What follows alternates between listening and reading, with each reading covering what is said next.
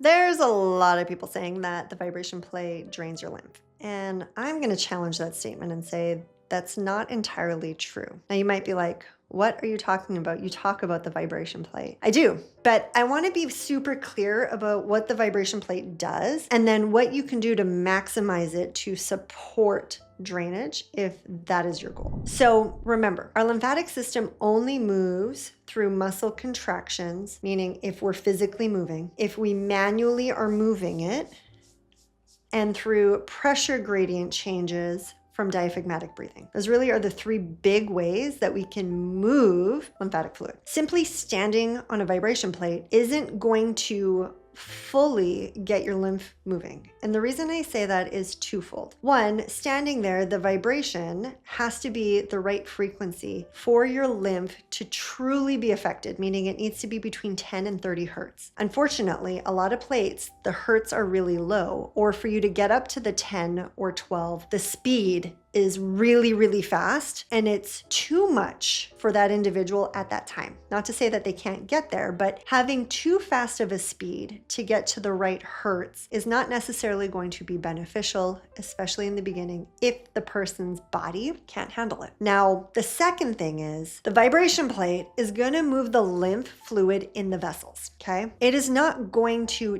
decongest the lymph nodes because it's not site specific. So where a lot of people are missing the big picture is they're not clearing their major clusters of lymph nodes before jumping on a vibration plate. And that goes across the board. It's not just vibration plates. I see this with rebounders, and I see this with like all of the gadgets and tools, dry brushes, gua sha, cups, you name it. They just jump straight into moving the fluid in the vessels without clearing the fluid in the nodes. Remember, nodes are doors. If they're congested and closed, the fluid can't go through. So we got to clear the door. We got to open the door. We got to decongest the node for the fluid to be able to flow through. So what I want to do is I want to show you some simple ways that you can increase the benefits of utilizing a vibration plate if you have one, and give you some tips on if you don't have one, why might you want to consider it? So who would maybe consider getting a vibration plate? Because it's not necessarily for everybody. Not everybody needs it. And it is not a tool that is absolutely necessary to move lymph. It helps, but there's things that you got to do in order to get the full benefit. So join me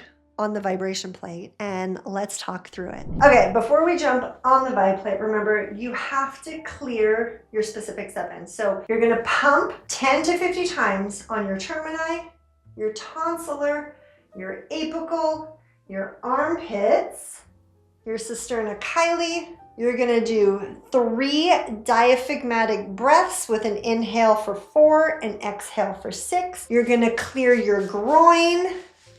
Do it at least 4 times, 4 to 10 times. And then behind your knee, 10 to 50 pumps, okay? We gotta clear those before we jump on the vib plate. Now that those are clear, what we're gonna do is we are going to jump on the vib plate. And what we're going to do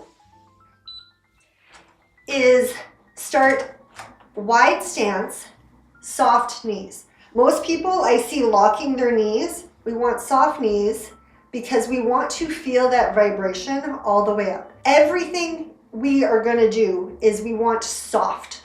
So I'm gonna turn sideways so you can see soft knees. And what you're gonna feel is most of this in the lower body, okay? Having a shoulder width stance is the easiest way to start this.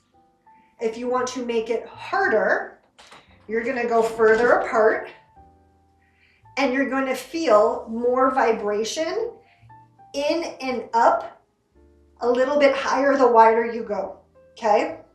Still want soft knees. Now what this is doing is this vibration is causing my muscles to micro contract, and those micro contractions is what's causing the fluid to move up and drain, okay? We want relaxed shoulders, relaxed arms. Now a harder and more vestibular way of doing this is feet together, eyes closed. And what's happening is you're doing more neuro movement because your brain is having to course correct with that movement. So eyes closed. Now you can do it even harder with like arms out. You can do like fingers to nose with eyes closed. This is incorporating more neuro-lymphatic movements. Okay, so this is the first thing that you can do. So this is gonna make it come up higher. And you'll see too that I'm barefoot. I'm barefoot because I want my feet, proprioception-wise, to feel what is going on. All right, the next thing that you can do, if standing on it is too much or balance isn't great, hold on to something. Like you can hold on to a counter. You can hold on to a chair, okay? The other thing is, if you have more fluid retention up in your upper part of your body, I'm gonna tell you to use that differently. What we're gonna do is we are going to sit on it with our hands on the vibration plate, and we're going to relax.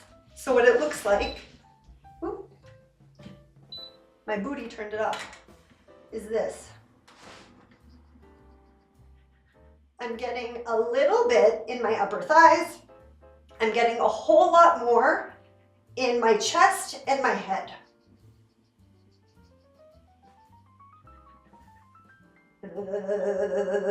This is what my toddler does. He loves the vibration plate. He'll sit on it and go, and that's actually a really good way for you to stimulate your vagus nerve. So doing audible sighs,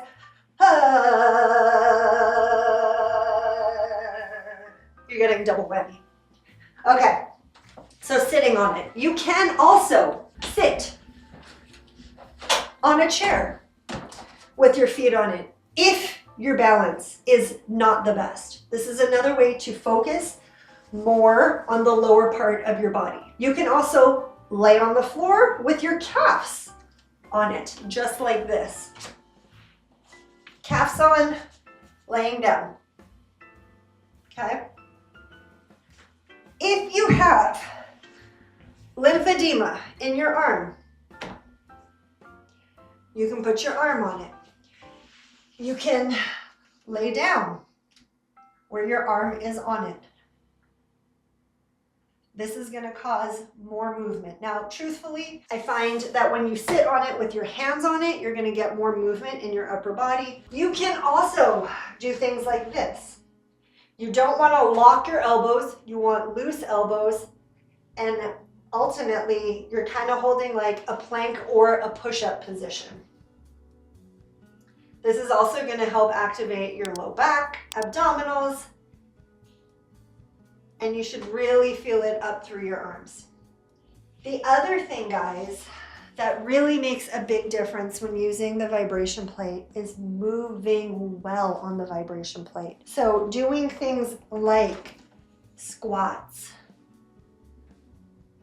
It's going to force you to work on core muscle. It's going to force you to work on balance, which is going to be vestibular, which is going to force your brain to fire, like the vestibular part, the frontal cortex, the cerebellum, all of that, if we start to add movement into the vibration plate. Again, the biggest thing though, guys, is we have to clear those nodes first before using the plate. Otherwise, what's happening is we're trying to move fluid to a blocked road. You can't pass a blocked road, or you can't go through a red light where you're not supposed to, right? So you gotta open all these up, make all of these green, like good to go, and then use the vibration plate. I hope showing you a couple variations and making sure that your knees are soft, your arms are soft, you're nice and relaxed. You want a relaxed body when you're on that plate. If you are tight and stiff, you're not gonna have the same effects. So give those a try. Let me know what you guys think. And as always, happy training.